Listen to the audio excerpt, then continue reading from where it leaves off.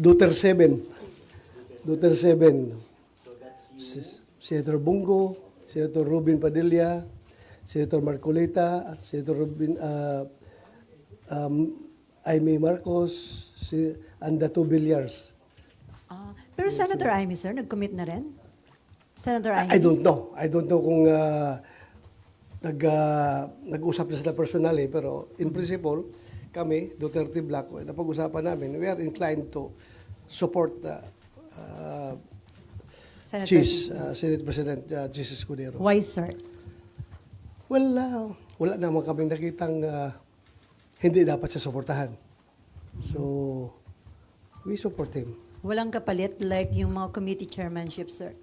Wala naman kasi as is mala ako. Wala man akong hiningi, wala man rin pinaramay sa akin. Basta nagustuhan ko lang yung pamamalakad niya sa amin, sa Senado. Yung leadership niya is, nakita ko is very open to everything. Hindi siya close-minded, hindi siya porque ganito siya, panindigan niya ganito siya, o porque ganun, yung nakikinig siya. So that's what we need as a democratic institution, pakinggan ang lahat. So, sir, kung tatanungin ka, anong hihingin mong committee kay Senate President Escudero? Wala na akong hinihingi kasi meron naman tayong equity of the incumbent kung gano'n, di ba? Kung, halimbawa, we will vote for him as the Senate President, tapos ayaman ng incumbent senator, kung ano yung hawak ko, I suppose yung pa rin ang hawakan ko. Equity of the incumbent nga. So, hindi ko na hiningi sa kanya yan. At hindi rin niya in-offer sa akin dahil that's my understanding. Sir, last na lang. So, si Marcoleta nga ba, Blue Ribbon Committee Chairman, sir? Yan ang hinihingi niya and I presume na napangako na sa kanya. Sir, may talks about impeachment nung time na bago kayo mag-commit with SPGs, may hiling ba kayo or any favors asked about the impeachment proceedings? Wala kaming his stand towards impeachment is not a factor to our decision in choosing him as our Senate President. Ang pinaka-big factor dyan na nakikita ko lang talaga is yung pagka-open niya. Nakikinig siya. Lahat ng sides pinapakinggan niya. So, yun ang nagustuhan namin na liderato. Yes.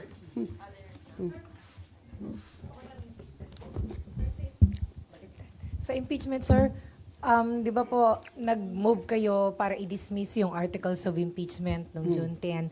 Uulitin niyo po ba yan pag nag-reopen kayo? Yung hihingi na ho ba yan? Hihingin ba yan ng Duterte 7? Mag-usap pa kami. Titingnan namin. Baka sabihin nyo, insisting naman itong mga tao na ito, pabalik-balik. Hiningi na namin yan noon, di ba? Pero one thing I can assure you is that ako from my personal na paniniwala ko ito, that since tinanong ng impeachment court yung House of Representatives as to their stand whether or not itong 28th Congress House of Representatives is willing to be bound by the actions of their predecessors, yung House of Representatives ng 19th Congress, are they willing to continue or are they willing to be to bind themselves to whatever actions that were took place during the previous Congress? You can expect me also to raise this question sa floor once the 28th Congress convenes. Itatanong ko rin na tinanong natin yung House of Representatives. Why not ask ourselves also? Di ba? Pareho lang naman. Pareho lang. So, tanungin rin natin yung Senate of the 28th Congress kung are they willing to be bound by the actions of the previous sa previous Senate of the 19th Congress. So, Senator, ibig sabihin, bago kayo mag-decide kung i-dismiss or hindi, paano po yung scenario, kailangan po bang magbotohan kung sa tingin ng Senado ay may jurisdiction kayo o wala dun sa impeachment? Yun. Dapat, it has to be established. It has to be established by the Senate, not by the impeachment court. By the Senate. So, paano We are ibig talking sabihin? about new composition ng Senado. So I am asking the Senate, not the impeachment court. Ha? Senate nga tinatanong ko kasi nga bago ang composition ng Senate compared doon sa previous Senate. So magiging iba na naman ang composition ng impeachment court. Di ba? Pero itatanong ko yan dito sa plenaryo namin as a Senate, not as an impeachment court. Di ba? So, yan na po ba yung sa inyong pito, sir? Sorry. Yan na po ba yung para ano ba? Yan ang i-raise ninyo? 7? Solid 7? I hope they are going to support me, but hindi pa namin napag-usapan yun. As I've said, personal ko lang yan na paniniwala na kailangan tanungin rin natin itong Senate of the 28th Congress. Kung magpapabind ba sila sa actions ng Senate of the 19th Congress. So, sorry, isa na lang. Sir, hindi nga ho ba proof na talagang tatawid dito sa 20th Congress at kailangan yung mag-trial, yung pong pag-return ng articles of impeachment sa House kasi hiningan nyo po sila may order kayo sa kanila eh. Na-comply na yung isa, sir, yung certification na in compliance daw with the Constitution, yung pong articles, and then magko-comply din daw po dun sila sa pangalawang order. So, pag nag-comply sila, hindi ho ba dapat diretso na kayo sa trial, sir? Paano? Ibang na nga composition rin ng Senate na 28th Congress eh. Kaya tatanungin ko talaga para masettle yung issue of jurisdiction. Tanungin natin. Kasi tinanong natin yung House, why not ask the Senate? Pareho lang yun. Hindi namin napag-usapan yan. Ako, sa akin lang yan, personal ko lang yan na paningin. Sir, personally, mag-move po ba kayo na ulit na ipa-dismiss yung impeachment ni VP Sara? Hindi, siguro. Ang pinakaunang motion ko is to determine whether or not the Senate of the 28th Congress is willing to be bound by the actions of the previous Senate. Yun lang ang tanongin ko para masettle natin yung issue on jurisdiction. Dahil sinitil kung halimbawa makakuha yung House of Representatives ng kanilang positive action, no? Na talagang majority sila ay pumayag na yung tatawid yung jurisdiction sa 28th Congress. So gusto ko ring tanungin rin ang Senado. Kasi pareho lang naman yan. Nagtatanong tayo ng jurisdiction ng bagong Congress dahil nga iba na ang composition.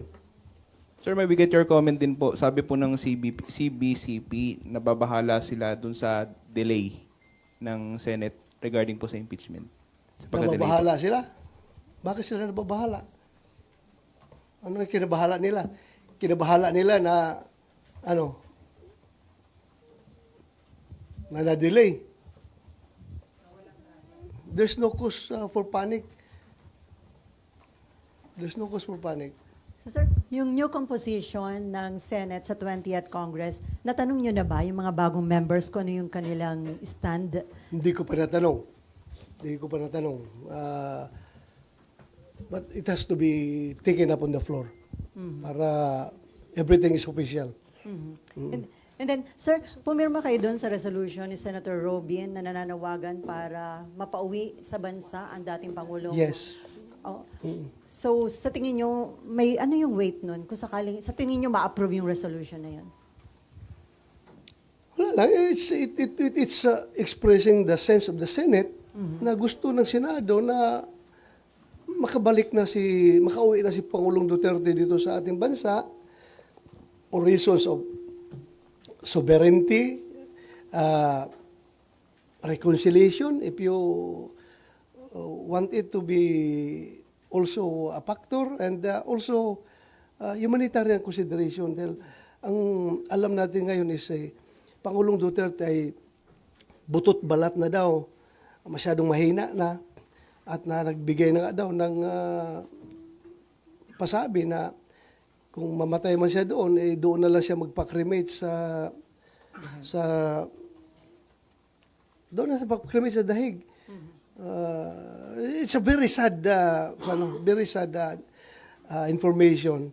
So sana kung mamamatay man siya, dito na siya mamatay sa Pilipinas, huwag doon sa ibang bansa. Para naman dating Pangulo ng Pilipinas yun eh. So while pending yung case sa ICC, gusto niyo mapauwi siya? Yes. Oo. Yung mga Hindi naman dismissal lang case yung hiningi natin. Immediate repatriation of former President Duterte to the Philippines. May concern yung mga victims kasi daw maimpluwensya pa rin ng mga Duterte na natatakot sila doon sa safety o security. Ano na matatakot na hindi naman presidente si President Duterte. Si President Marcos naman ang presidente ngayon at yan ay kayang-kaya pangalagaan ng Malacanang yung kanilang safety. Influensya. Sinong influensya ni Pangulong Duterte? Hirap na ngayon tao, butot balat na nga, kakatakutan pa nila. Hindi ba sila naawa sa tao na yun? Sir, sa information po ba ninyo, pardon my saying, is he dying? Kasi po, nagbigay ng will. Sa pagkakaalam niyo po ba, is he dying? Well, hanggang speculation lang tayo as to his present health status, pero yun nga, sabi naman ni Ma'am VP. ni Ma'am Elizabeth Zimmerman, di ba? Na siya nagsabi doon na butot balat na daw. At payat. So, meaning, he's not in good health. And considering his age, very advanced na yon, 80 plus na siya eh. So, what do you expect?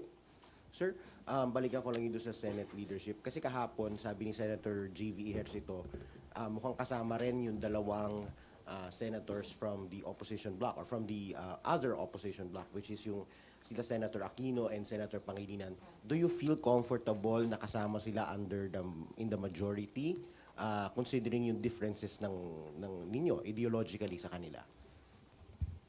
I don't know. Anong magiging kuan yan? Anong magiging set up niyan, no? Hindi ko alam talaga. Hindi ko alam. Basta I joined the majority not because of them, but because of the leadership of Senate President Chis Escudero. Sir, going back dun sa sinabi nyo, you will question the jurisdiction of the 20th Congress sa ano. Sir, clarify ko lang, sir, ibig sabihin, you believe na walang jurisdiction nga yung magiging bagong composition ng Senate dun sa ano. Sa Bongeros lang po ako. Sir, ano lang po yung reaction ninyo dun sa mga lumalabas ngayon na merong mga pinangalanan na high-profile individuals at meron na pong mga whistleblowers na ito rin yung mga witness nyo dito dati. Yung mga sinabi niya po ba ngayon sa media, ito po ba lumabas na rin dun sa mga investigasyon nyo sa kanila, yung mga privileged information po, Ano yun, communications? Yung pong mga pinangalanan, particularly po si Dondon, si alias Dondon, si Patidongan. Meron po siyang mga pinangalanan na high profile na mga tao. Ito po ba ay na-express niya rin sa inyo dati? Matigas siya noon sa Senate hearing noon. Ayaw yan bumigay. Kahit na, di ba, pinailan natin ng kaso, di ba? Hindi napailan ng kaso kung hindi dahil sa Senate investigation na ginawa natin, di ba? 6 sila, pinailan ng kaso ng serious illegal detention at saka kidnapping. Dahil nga, hindi tayo makapag-file ng murder with the absence of the body of the crime. Yung mga katawan, hindi na-recover. So, pinailan natin sila. talagang pinalo up natin sa ADG na mapailan sila ng kaso. At napailan nga. Pero yun nga, yung follow-up sa committee report natin, we directed the CIDG and the NBI to continuously investigate the case para talaga matukoy kung sino yung mga malaking tao na nasa likod. Dahil the disappearance of 34 man yun, di ba, ang ating record sa committee, there were 8 cases that we investigated, 8 cases involving 34 missing sabongeros. So, hindi masiguro mag-disappear yung ganun laking 34 na mga tao kung walang nasa likuran dyan na very influential. Di ba? At nagbibigay ng kumpas. Sa atin lang, at that time, we don't have the evidence to connect to the management ng yung pitmaster dahil nga wala talagang ebidensya na magkukunik. Hanggang doon lang tayo sa disappearance na may kumuha na tao. Pero Sen, dahil may bago ng mga lumabas na mga ebidensya at mga testigo, bubuksan niyo po ba ulit yung Senate inquiry kaugnay dito? Nag-close na ba tayo? Nag-close na. May We committee have report. already closed our committee investigation and we have already submitted our committee report and it was adopted by the Senate. So yung aming committee report was adopted by the Senate. So unless siguro kung merong mag-file lang resolution from one of our colleagues, then I will be forced to reopen the investigation. As former PNP chief, ano masasabi niyo? Marami daw mga police officer ang involved, parang binayaran para gawin yung pag-kidnap at pagpatay dun sa mga victims. It's possible. Kasi nga, yung isang kaso doon na si Lasso, sino yun, Joe? Yung pinick up sa bahay nila, ipinasok, positive doon sa hearing mismo, positively identified yung mga pulis na inibitahan natin, mga intelligence operatives ng Batangas PPO, na sila yung nag-pick up kay Lasso. Lasco sa saan yun? Sa San Pablo, Laguna. San Pablo City. So, identify siya. Ayaw ko kung nakasuhan sila, di ba? Tapos ano na? Wala pang update. Basta nakasuhan yun, yung mga pulis na yun. Kinasuhan yun. Dahil nga, positively identified nung mother, yung wife, at nung sister ni Lasco, na sila yung pumasok dun sa bahay. So how do you feel na parang napapagamit itong mga police in exchange of money? I'm very, noon pa yun sinasabi ko, napakasama no, na magpagamit tayo sa sindikato, if you call it sindikato, police ka, you are there to uphold the law, you are there to enforce the law. Ngayon, binayulit mo yung batas para sumunod kung sino man nag-utos sa'yo na, I'm sure, in consideration of money. Ano pang motivation mo doon? Nagagawin yon kung hindi ka sinusuhulan. That's beyond your job description as a police operative na mag-kidnap ng tao at pumatay ng tao at itapon kung saan-saan. Pero sa tingin niyo, sir, ano to? Credible yung whistleblower kasi ang dami niyang pangalang minention, may celebrity. As far as credibility is concerned, sa akin, mas credible sana siya kung nagsalita siya noon pa, nung dito sa Senate investigation. But still, credible pa rin siya dahil kahit na-late na siya bumaligtad, knowing his closeness to the personalities involved, then mayroon siyang sinasabi. Sir, Sir, sorry. Sir, punta ako sa online gambling. May we know your stand lang since ilang panukala na po yung final ng mga kapwa niyo, Senador, either seeking to strictly regulate or total ban. Kayo po, sir, on online gambling po. Ako dapat ban yan eh. I-ban yan kasi maraming nasisirang buhay dyan. Aside from doon mga missing sa Bungiros, no? Dahil nga yun, sa online pa rin yun nangyari, di ba? aside doon na may namamatay, marami akong nabalitaan talaga na may mga security guard na tumalon na lang sa tulay, nagpakamatay dahil wala ng pera. May bata na nagpatiwakal dahil na-hook sa online gambling.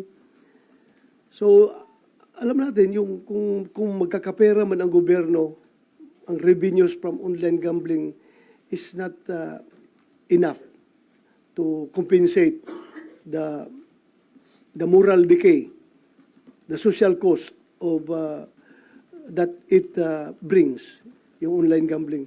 So not enough yung stricter regulations, sir? Ah? Not enough yung stricter regulation? Not enough. Kasi alam mo, Filipinos are very, yung ingenuity ng Filipinos to go around the bush ay napakagaling. Kaya maisahan pa rin tayo yung regulation dyan. Mahirap pa rin. Lalo na sa online. Hanggang ngayon, wala pa tayong magandang solusyon para dyan.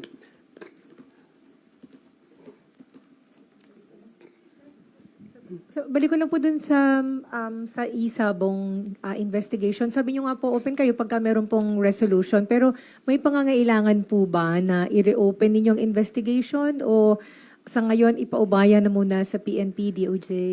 Yeah, I go by my recommendations in our committee report which was adopted by the Senate na pagpatuloy ng PNP yung kanilang investigation. Na ginagawa naman. They're on the right track naman. Kung totoong hawak nila si Don Patidungan, well and good. Kung hawak na nila para tuloy-tuloy yung investigation nila. Kasi mamaya na naman, magpatawag tayo ng hearing. Sabihin naman ng PNP, makiusap na naman ng PNP na, sir, pwede huwag muna sir dahil may ongoing pa kaming pinapalo up sir. Baka masunog yung operation namin sir. Meron pa kami mga taong tina-target ngayon sir na pwedeng mga persons of interest sir na gusto naming maimbestigahan. Baka masunog yung aming efforts. So, let's give them the whole playing field to operate para mas-solve nila itong kaso na ito. Pero kung merong mag-file a resolution na senador, then it's my duty to conduct the investigation, to reopen the case. Sir, dun po sa inyong investigasyon, although nag-cover kami, pero sa inyo po manggaling, sir, naiugnay po ba si Atong Ang dun sa itinakbo ng inyong investigasyon? At anong recommendation ninyo as regards Mr. Atong Ang? Solidly, iba kasi yung ebidensya that will stand in court, di ba? Pero yung, di ba, may isang nagsabi doon na, nandun kami, nag-monitor mo kasi hearing, di ba? Meron nagsabi na, si Don Patidungan ba yun, may kausap sa cellphone na, boss, sabi niya, yung boss na nire-repair daw nung kausap doon sa cellphone ay si Atong Ang. Yun ang narinig natin doon sa hearing, di ba? Positive daw talaga siya na si Atong yung kausap nung nasa cellphone.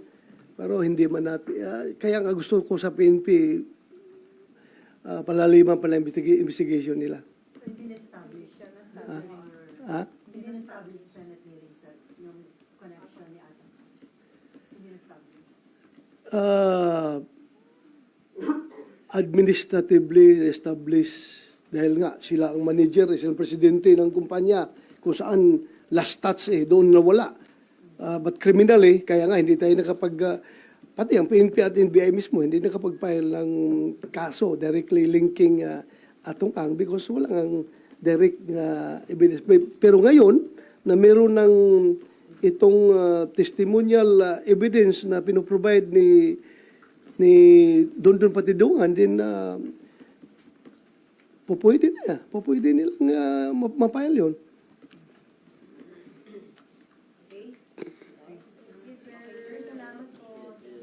Sige, huwag na kayo